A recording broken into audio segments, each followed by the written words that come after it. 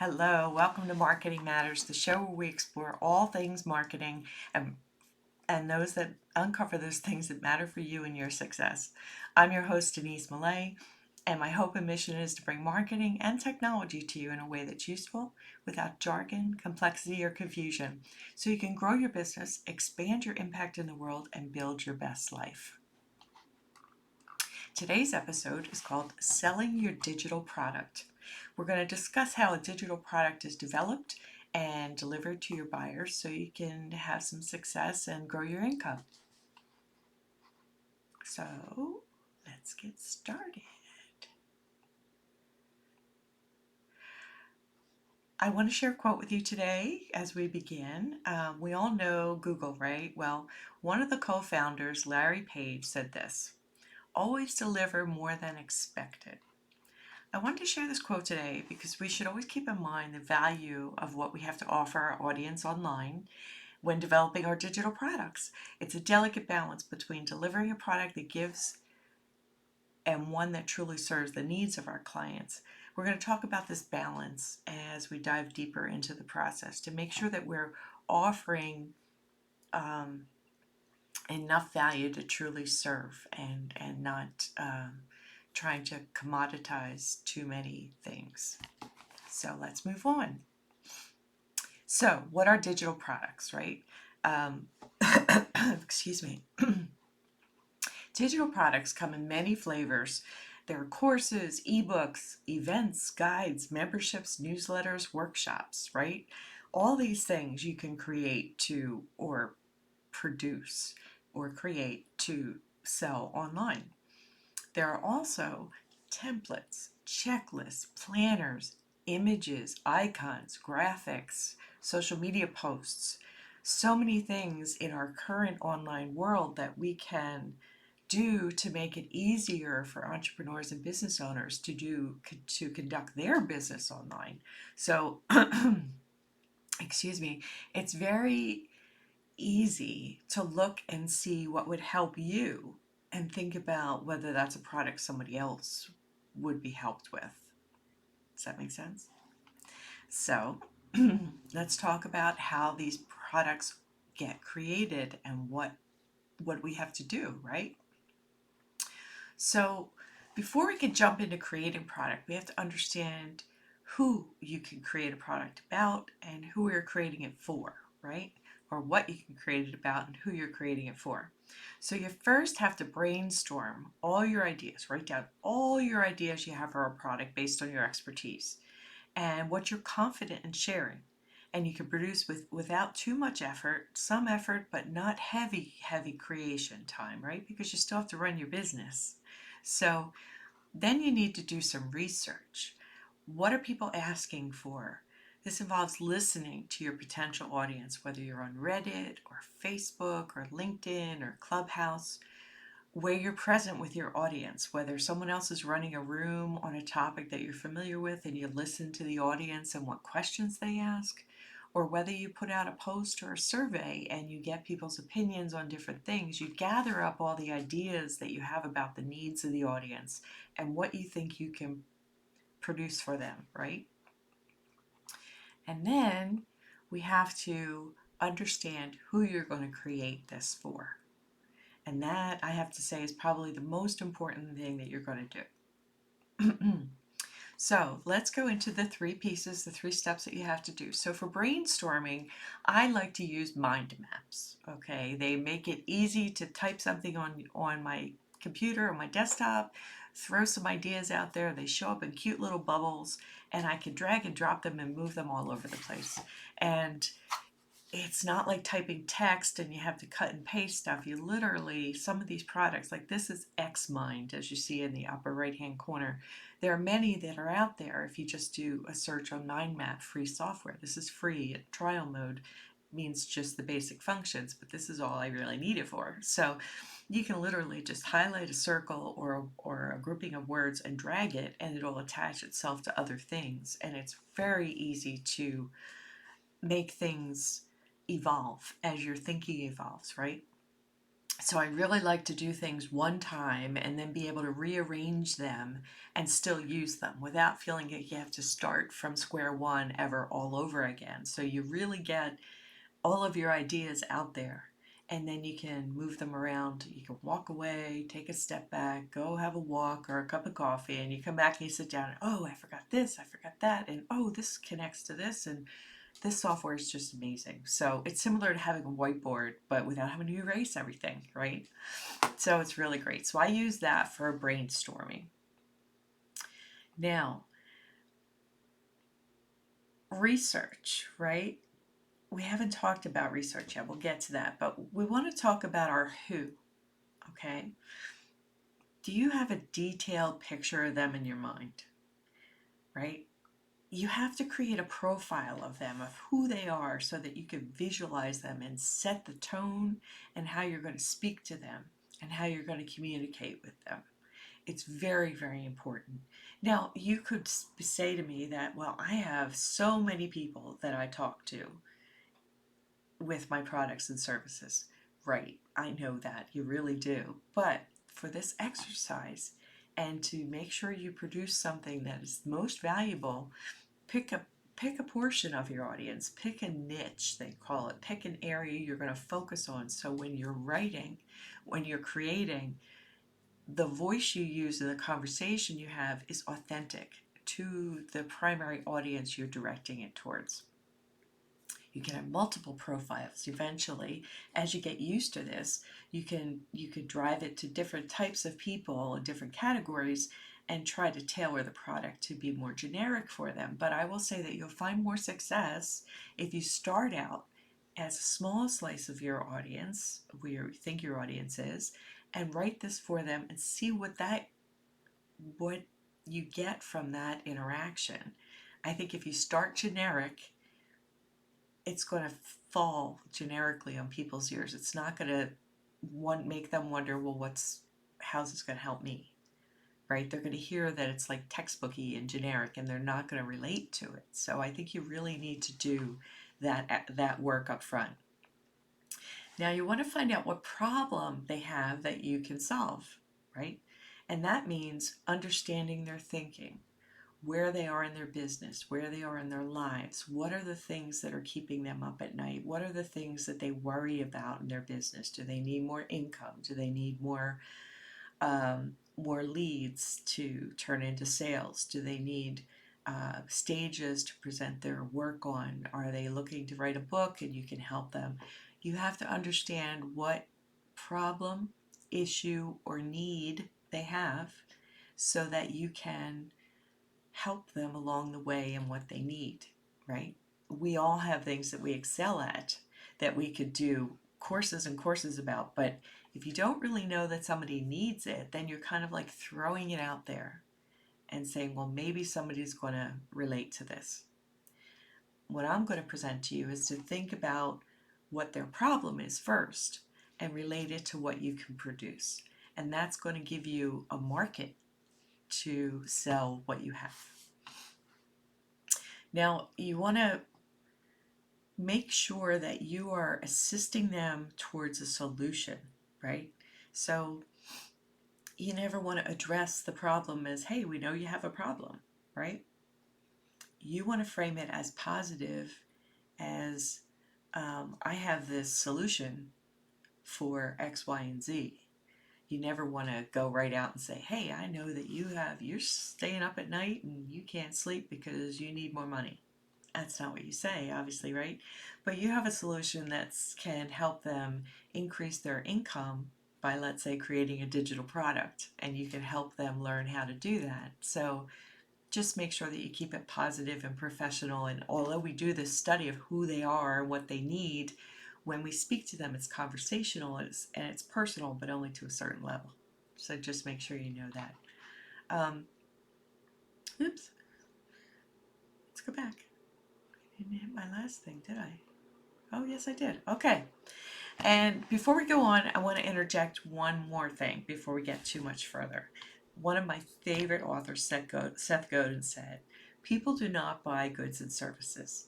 They buy relations, stories, and magic. So we provide more than just a flat product. We provide an experience, an authentic interaction, sharing ideas, magic, as he says, by doing the upfront steps to understand the what, the who, and how.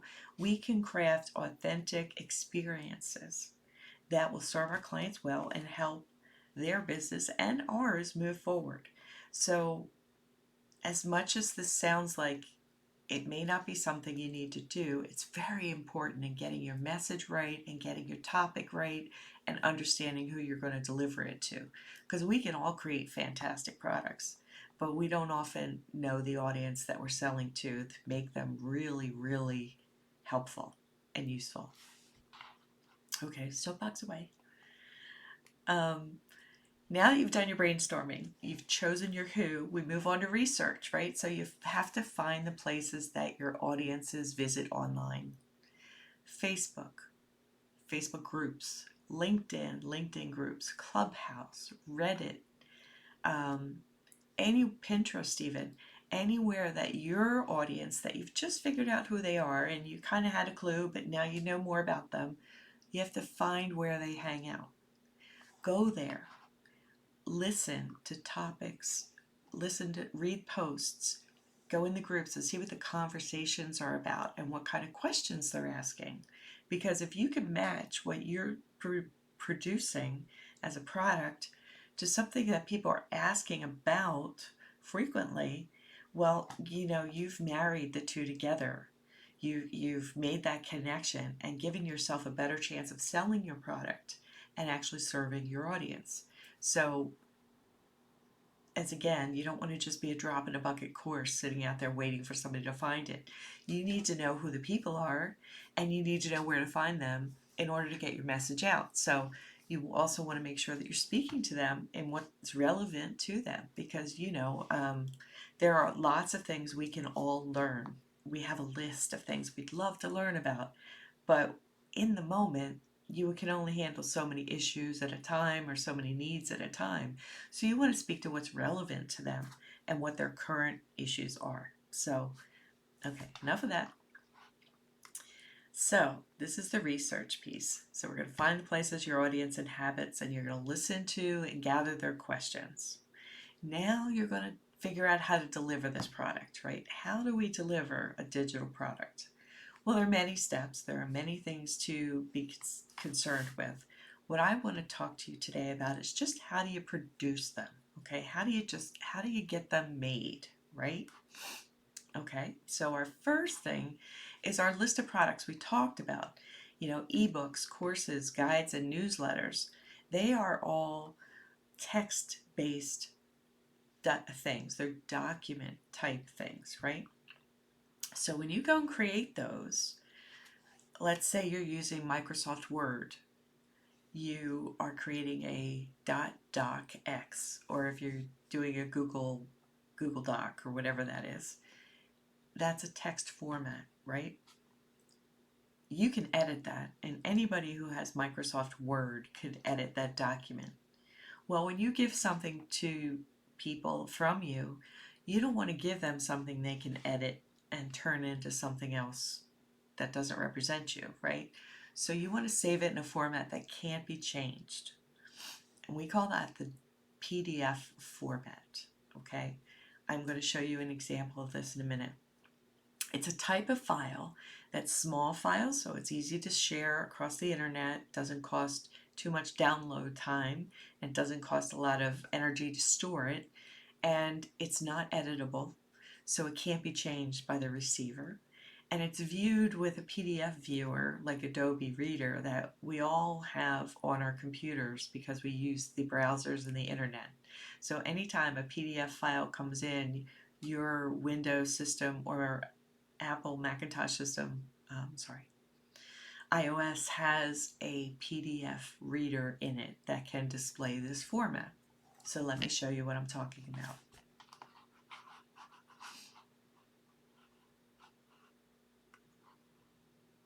Oops, where'd it go?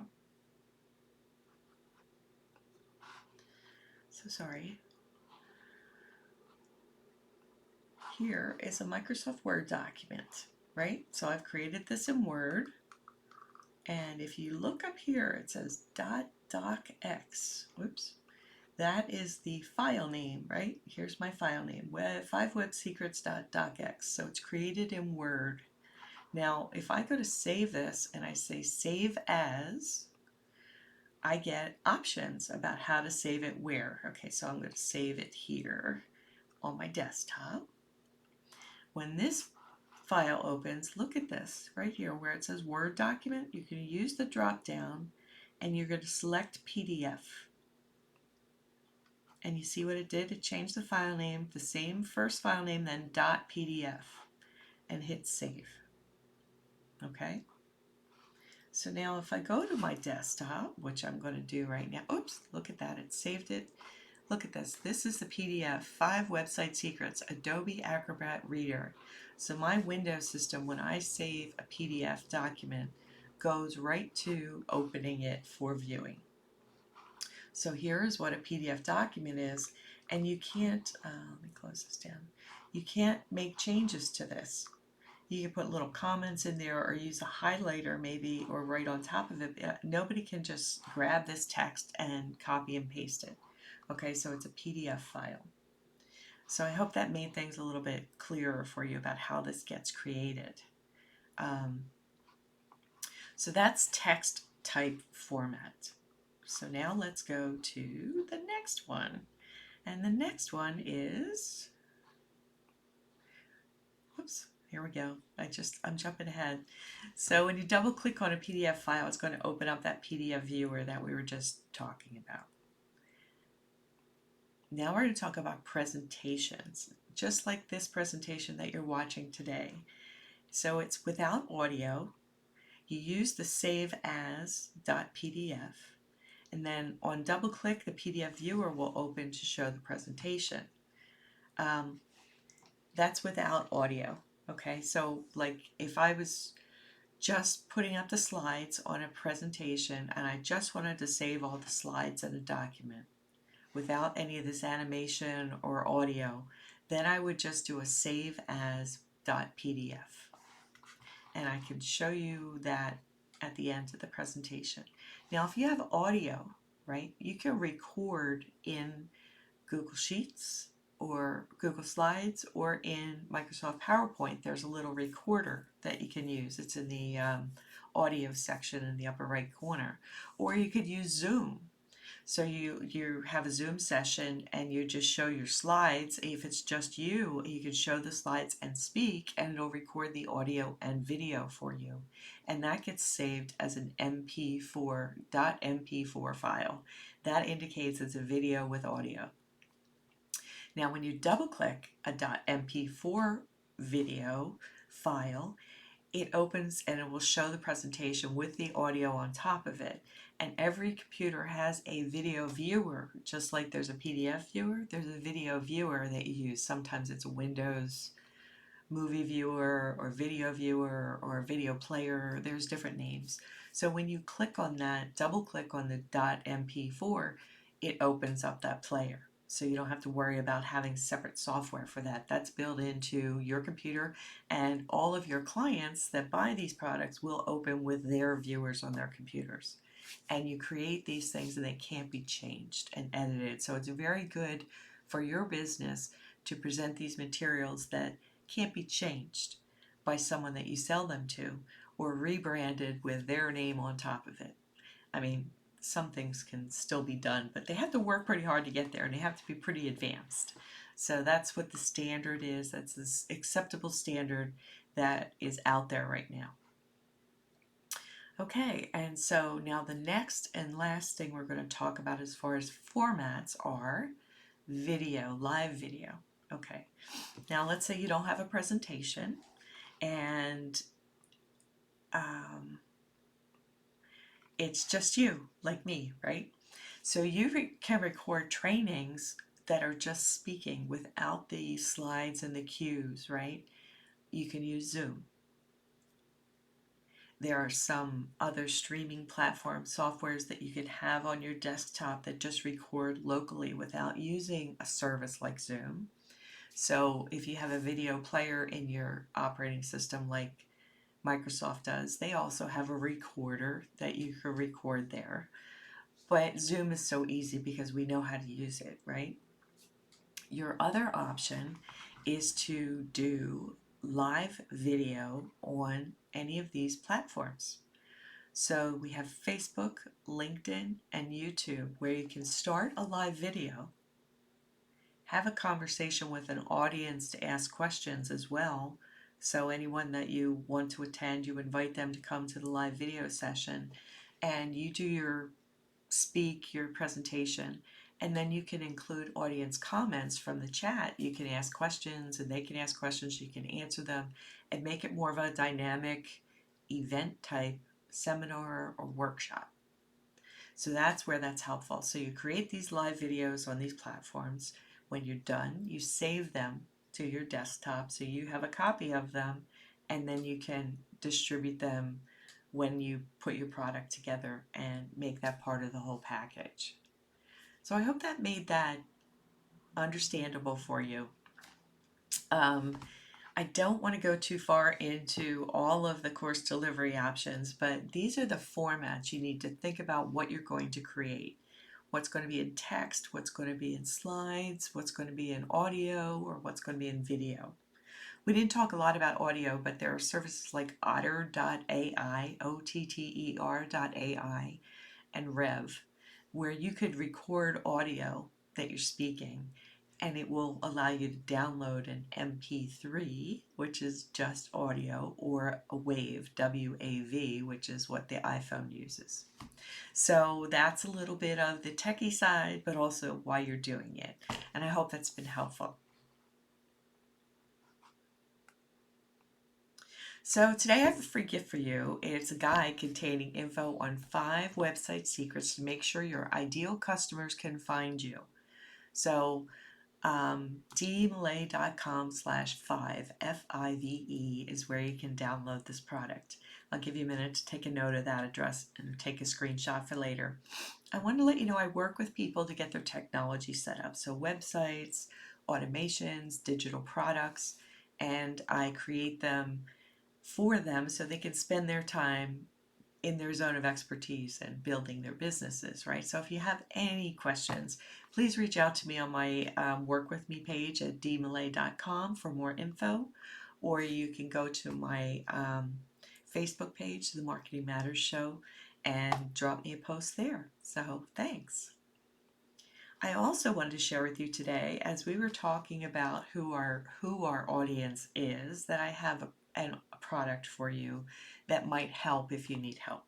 So it's called Finding Dream Clients, and if you don't know who your marketing messages are speaking to, this is designed to show you the process of identifying your ideal potential customer or client so you can create successful targeted messages that speak to them.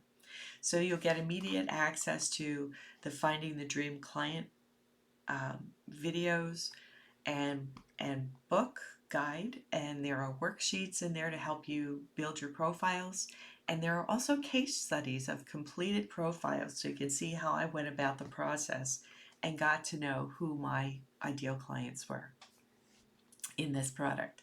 So if you're interested, go to dmalay.com/offers/ this weird word WA, capital Y3, capital GT, capital C, capital D. And I'll give you a minute to take a screenshot of that because writing it down is crazy. I haven't changed that to a human readable form yet, and I will be soon, maybe the next time. But if you need it today, please go there and check it out. I'm sure it will be helpful to you, and it's very, very affordable. So I'm so glad you could join me for this episode of Marketing Matters. Thank you so much. I know how precious your time is, and my hope is that you came away from this episode with 1 or 2 nuggets you can apply to your business or gives you food for thought to move you along on your journey. My aim is to provide clear, useful info for you so that you can have a thriving business, amazing relationships with your customers and clients. And as always, if you have any questions, drop a post on my Facebook show page, Marketing Matters Show, or you can go to my website, dmillay.com, and find the Work With Me page and leave me a question or a contact there. And join me here next week for our next episode. We're going to dive into more marketing topics that matter for you. Thanks very much. Bye.